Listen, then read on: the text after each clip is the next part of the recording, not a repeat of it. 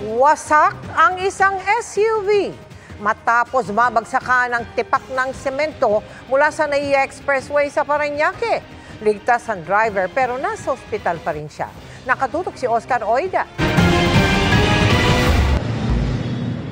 Sa kuwang ito sa may NAIA Road, parating ilalim ng NAIA Expressway sa may Barangay Tambo, Parañaque City. Makikitang nasa gilid na ng bangketa ang biktima nang respondihan ng mga rescuer ng barangay. Pasado alas 12 raw ng tanghali kahapon nang mabagsakan ng tipak ng simento ang sasakyan ng biktima na nooy dumaraan sa lugar. Yung kotse po nakita po na namin nalaglagan na po ng semento po. At tapos yung nakita po na namin yung lalaki po na yung driver po, yung naano lang po yung ulo niya, parang na-trauma po siya. Gulat sobra. Kasi akala namin patay na po yung nasa kotse po. Bumaba po siya mismo. Ayon sa mga rescuer, nakakausap naman ang biktima, bagamat tila limitado nila ang naaalala nito sa nangyari. Sa aksidente mismo, hindi niya na maalala eh.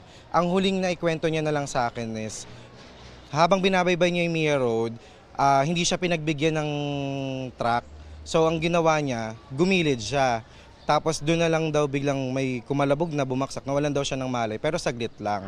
Ayon sa ama ng biktima, nakakonfine pa rin sa ospital ang kanyang anak para sumailalim sa pagsusuri. Kasi kagabi, halos dumadaing yung bata na talagang masakit pa yung ulo. So kaya isinugod namin sa ospital para malaman namin kung ano talaga yung nararamdaman ng bata. Ang recommendation ng doktor is stay muna, obserbahan ng 48 hours. Gagawin sa kanya, CT scan ulit or gagawin din siya ng MRI. Tuloy-tuloy naman daw ang pagkikipag-ugnayan sa kanila ng pamunuan ng Skyway. Very cooperative yung pamunuan ng Skyway. Time to time, naghihingi sila ng update sa bata. Merong ganung usapan na sasagutin nila lahat. Sa isang statement na inilabas ng Skyway O&M Corporation, operator ng NAIA Expressway o NAIA-X, sinabi nitong bagamat itinuturing daw nila itong isolated at freak accident, sineseryoso pa rin daw nila ang pangyayari at kasalukuyang ginagawa ang lahat para tiyakin ang kaligtasan ng mga motorista. Kabilang dito ang ginagawang inspeksyon sa pinangyarihan ng aksidente. Nakipag-ugnayan na rin sila sa lokal na otoridad at sa pamilya ng nasangkot na individual.